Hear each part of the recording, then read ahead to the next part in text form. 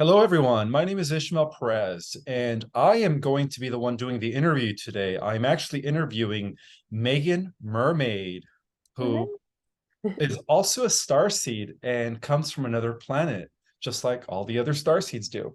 Meagan, welcome to my podcast here. Thank you, Ishmael. I'm so happy to be here today. Thank you for inviting me in. You're welcome.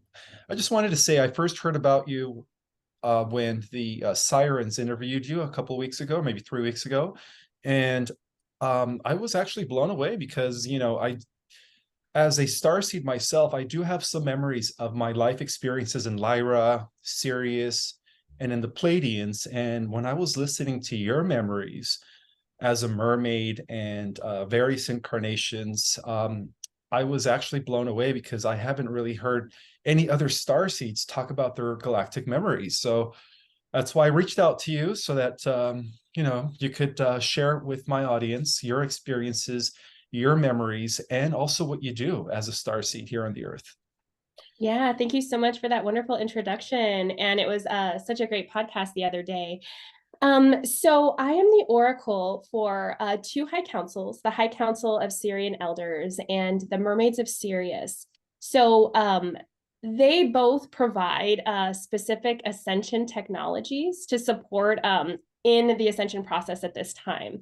But I know you did mention that you wanted me to share a little bit about my memories. Would you like me to start with that? Sure, yeah, we could go in either direction, whatever makes you feel comfortable. Okay. Yeah. So, many star seeds have spent time in more than one star nation. So, at first, when I started this mission, I was getting all of this information from Sirius, and I was like, I'm Syrian, and I connect so deeply, especially to Sirius B. And then being a galactic guide and supporting others in all of the various star nations that are offering their information at this time, I connected to the Mintonkins and to the Lyrans as well. And so those three are kind of forming the technology for the Mermaids of Sirius. So, all of those star nations, they really focus on the energies of beauty and play for healing and for alchemy and transmutation. So I feel like as star seeds, sometimes we have that challenge where we came from such a beautiful place, where our psychic and spiritual gifts were activated, and then we have to come into this third dimension that feels so restrictive and it's full of duality. So the mermaids are here to kind of provide that levity and lightness to remember where we came from and to activate our galactic soul signature, which is the individual consciousness as well as the collective energy that we bring from our star nation. Wow, fascinating. Fascinating. Approximately how many mermaids do you think are on the Earth this time? That's a great question. And you know what? I've never thought about that. As you're sharing that with me, I'm hearing that there's definitely thousands, if not more. And mermaids can not only come from Sirius, but also from the Pleiades. But all mermaids began in the Mintonkan Star Nation. So after the intergalactic battles that took place, they were displaced, and so they went to different various star nations. Makes perfect sense. Like most of the galactic, humanoids, they went to the different star nations before incarnating in the Earth. Makes perfect sense. And do you have any memories of Lemuria or Atlantis? Yeah, I definitely feel connected to Lemuria. And I know that I was doing work as like a water priestess. And a lot of the work that I do now is directly connected to water. I know that there were also memories in Atlantis, but I feel like we get memories back based on the specific lessons that we're learning at this time. And so, since Lemuria is so heart centered, I feel like that's been a big basis for my research and for my offerings. So, I haven't really touched too much on Atlantis. How about you? I have some glimpses of Lemuria. I was one of the elders in Lemuria, one of the council members of the Order of Melchizedek, which was mainly a matriarch. So I could have been female.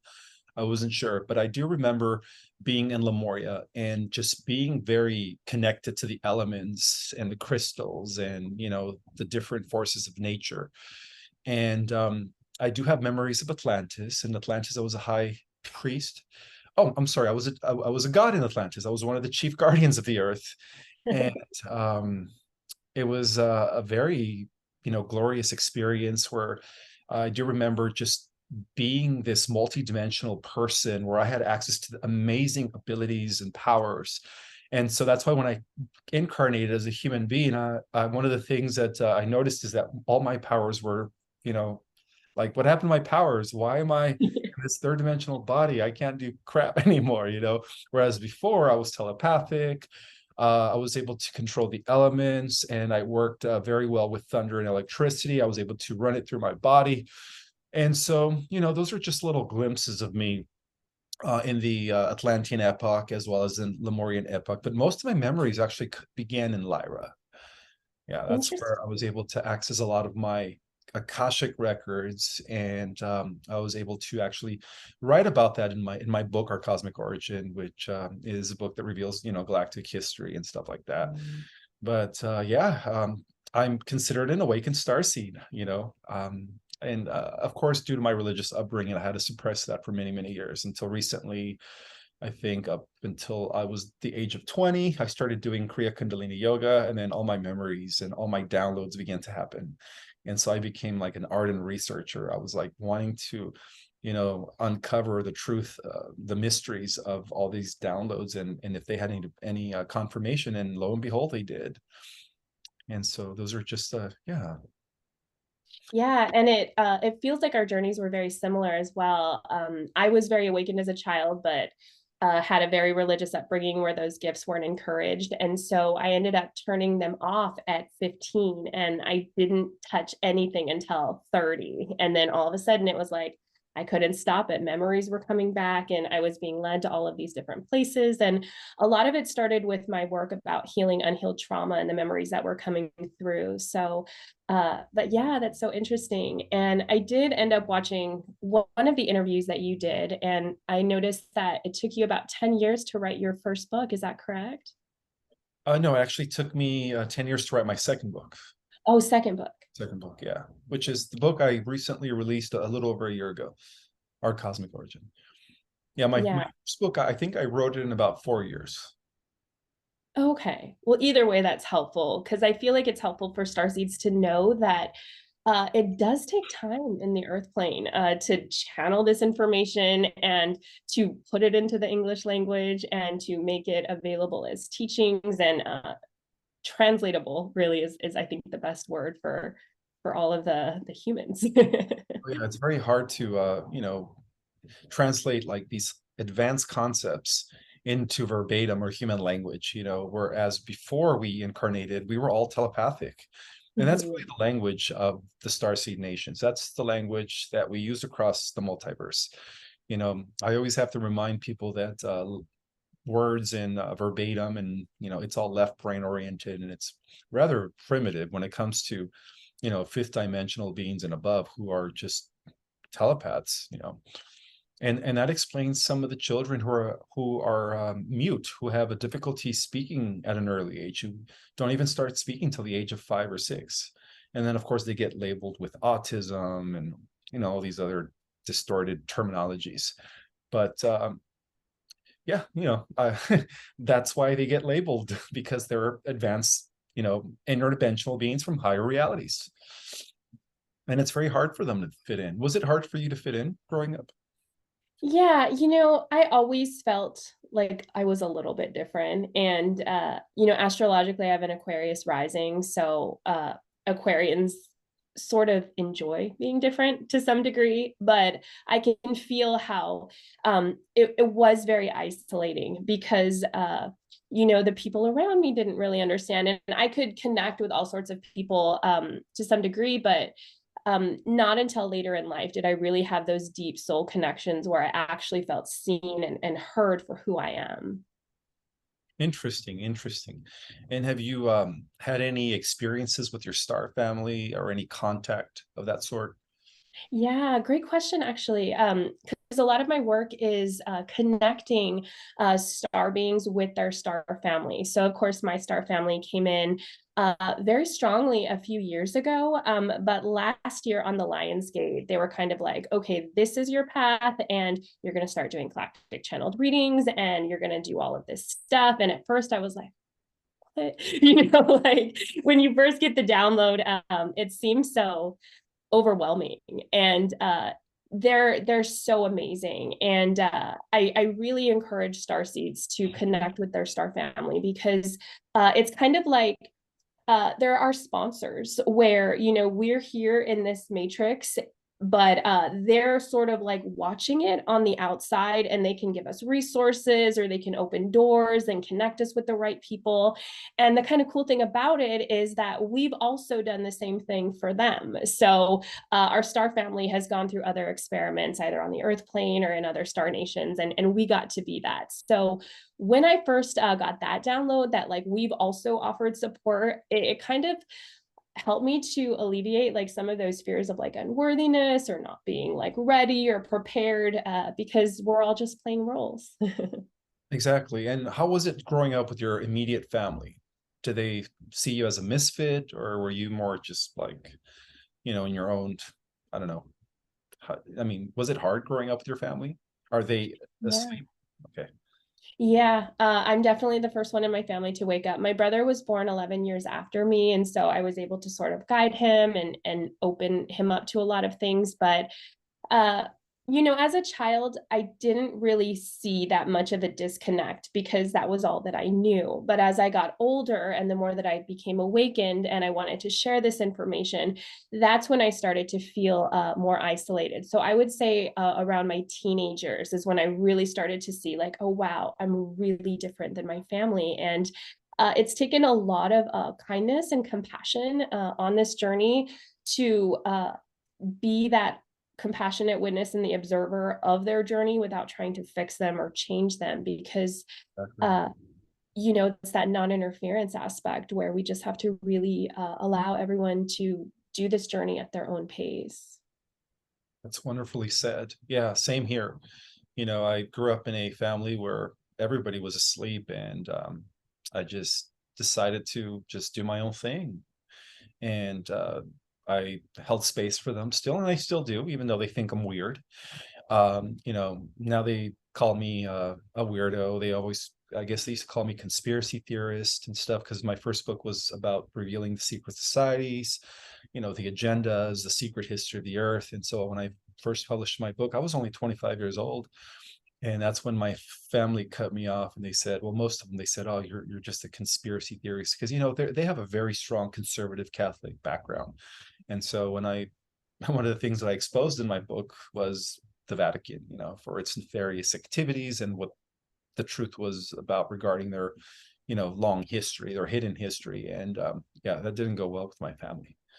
And so you could say I was kind of like excommunicated from my immediate family because of that book. That must have felt really challenging. Are you in communication now, or is it the same? It's the same. I just talked to my brother and sister, my siblings who are younger than me. Maybe a couple of cousins, but nobody reaches out to me anymore. It's just one of those things where it's just like to each his own. If they want to remain unawakened, and they all got jabbed, so that's just their problem. And I live my life, and I isolate myself. Honestly, Megan, my real family is you guys, and I begin to connect with my real spiritual family, is what I call my soul family, via social media. So now I feel like I am actually, um, I feel more at home now that I am networking and connecting with, star seeds from around the world, the light workers, those that are awakened, those that are advanced souls like yourself. Um, yeah, I've always felt that my family was out there, and it was just a matter of time before we all connected. And I guess that's one of the good things that social media provided, was an opportunity for us to connect via the internet, even though we're all spread out geographically across the world, but it's been giving us an opportunity to finally connect. And so that's what I felt. I've always felt like my real family was you guys. Yeah. Yeah, I can absolutely relate. And it takes a lot of courage to step into your purpose in that way and, to do things that, your family of origin would not approve of. And I feel like you're sort of pioneering what a lot of star seeds are being asked to do, to break out of these matrices and this programming and the tribal mind. And it can feel really scary. So I feel like it's so important to have those examples like yourself, that are stepping into their authenticity and transparency. And then that authenticity is what connects us, like you said, to our soul family and to other beings that are on this path. But it's definitely not easy. No, it's not, but it's rewarding. It's Yeah. it's it's to me it's a blessing, like I just every day I'm just surrounded it, and I connect to more and more people worldwide, and um to me it's prophecy coming to light. It's we're building a vast network of light warriors, light workers, advanced souls that are one day just going to link up like a network of light, and I believe that's what's going to activate the Christ consciousness, because we're already doing it. We're bringing in this higher level of reality, right? Mhm. And yeah, I've always taught that we are the saviors of not only humanity, but of the entire organic way of life.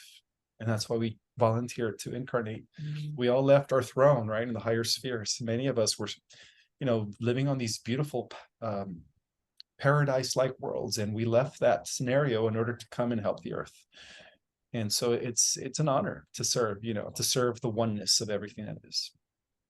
Yeah, it's so beautiful. And it's so true that it is an honor. And that's what's been so amazing about working with the Mermaids of Sirius and the information that they offer us, because they really do give us this protection and information, this archetypal programming that allows us to move from this place where we've been at as a collective, through learning through suffering and through duality and all of this intergalactic wars. And it's like we're already here in New Earth, but we need guides, we need someone that has gone that way. So people like yourself that are stepping in, and what the mermaids offer is technology for each of our chakras to simultaneously integrate and heal our shadow, as well as to offer us gifts of the mermaid archetype to kind of flow with life. And so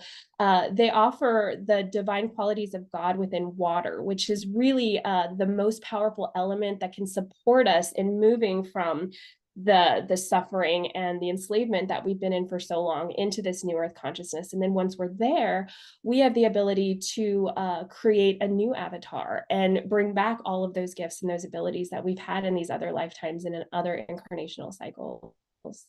Absolutely.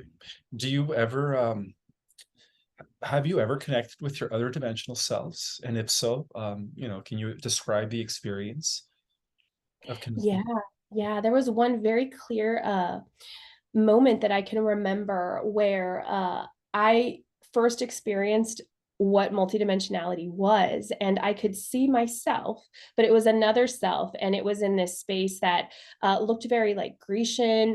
There were long green courtyards everywhere, and I was sitting next to this woman in white, and I knew that I'd always been there and I'd always be there. And I looked down and I looked around, and it was just everything, as far as like what we see in the third dimensional. I was like, wow, everything I thought was true is not true.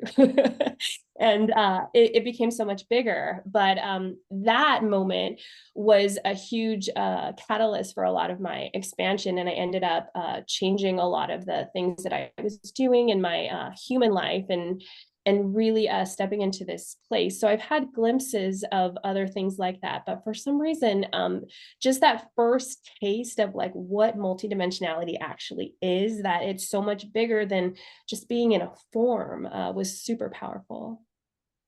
Yeah, I think that's one of the first things that we come discover when we begin to connect with other versions of ourselves, is that we're not just encased in this physical form, but that we're actually operating different avatars on different dimensions. And that's why I never really bought into this what they call the pod, what is it called, the stasis pod chamber theory, that Our galactic bodies are resting similar to the movie The Matrix in like some sort of chamber stasis, and that they developed these bodies and that they extracted our consciousness to download. No, I think that was like false information.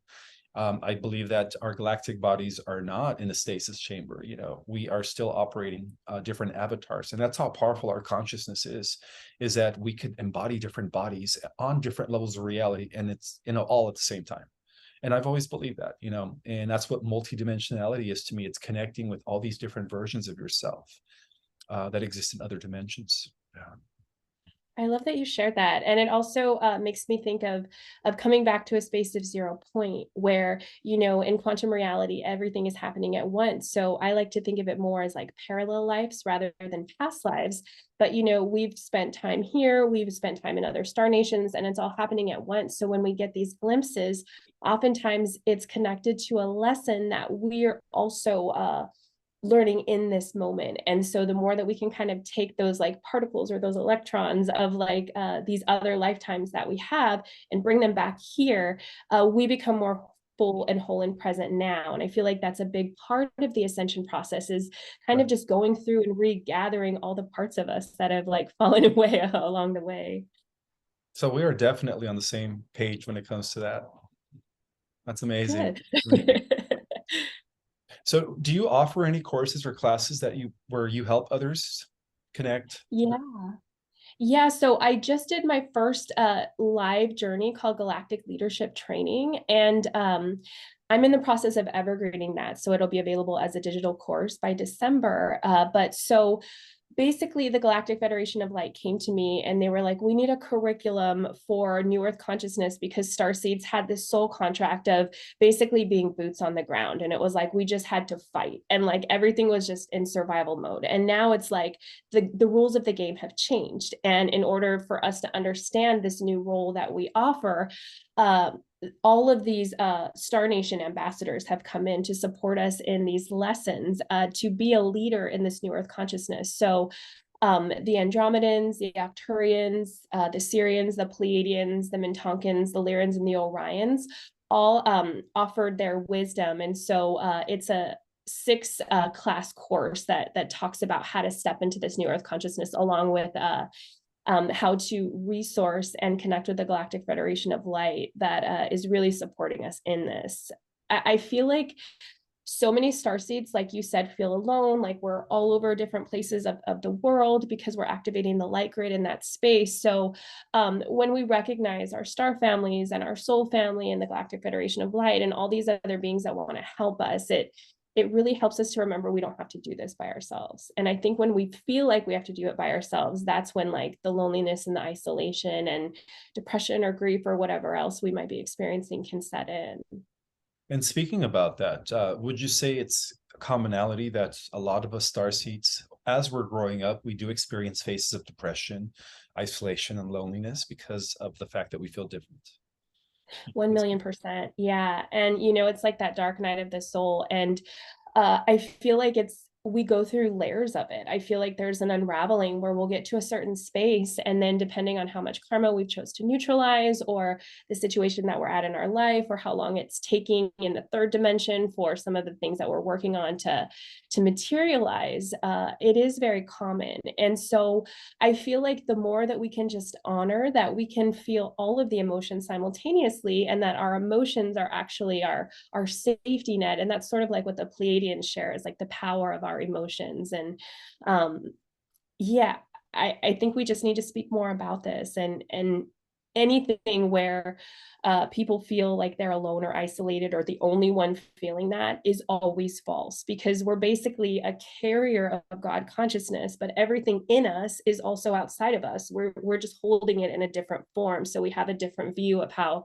it looks to us.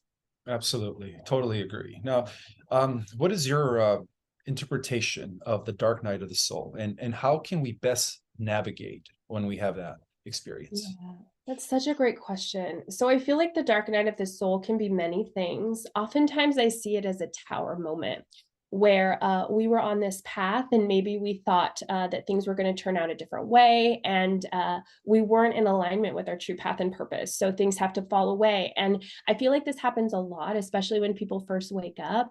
And this was true in my personal experience, where at age 30, I discovered that I wasn't living the life I was supposed to be living, and I had to quit my job and leave my marriage and move and essentially start this whole teaching modality that was completely different. And we have to honor those human emotions that come with those big changes. And another dark night of the soul aspect can be just karmic neutralization in general.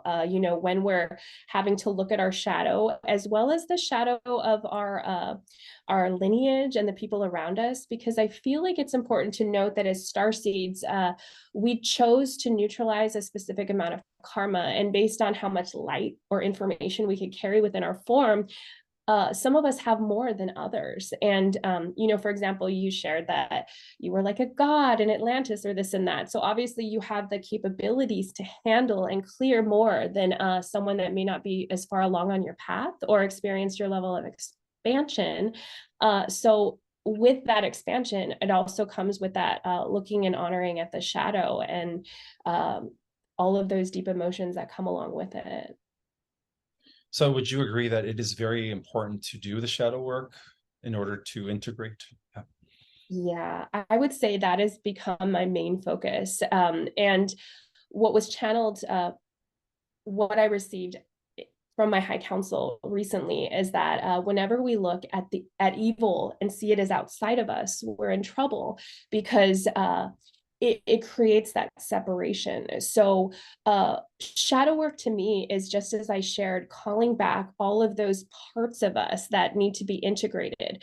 And it doesn't necessarily mean that we have to go deep into the emotion or re-traumatize ourselves or re-experience the memory, but it will have emotions along with it that we do need to honor and we need to compassionately witness. And from that space where we just allow it little by little, we become more whole integrated beings. And then the more whole we are, the more that we can receive the fun aspects of life and our psychic and spiritual gifts and all of the things that we're here to offer. So it's definitely not something that you can avoid or skip. Absolutely, I totally agree. And I think that's probably one of the reasons why the solar flash hasn't happened, because not enough of us are doing the work.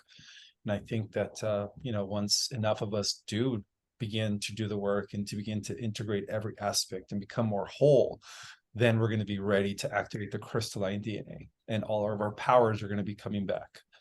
So I completely, yeah. So as a person who is on the path, who is doing the work, um, would you consider yourself an intuitive empath? Can you read minds? Have you explored telekinesis yet?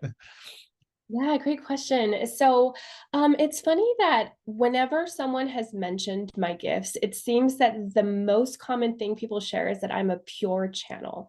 And so, I kind of leave it at that, where I create a very powerful and very clear and very pristine container to bring in whatever information is in alignment with the highest frequencies of love, truth, healing, and peace. And so that can look different. I know that there's all sorts of fun things to do, like I know dream work is fun for me. I haven't really explored like mind reading or telekinesis, but I feel like because my particular work is so centered in getting people into their bodies and healing their shadows, that it's kind of like if I were to focus on those other things, it would make me a little bit more ungrounded.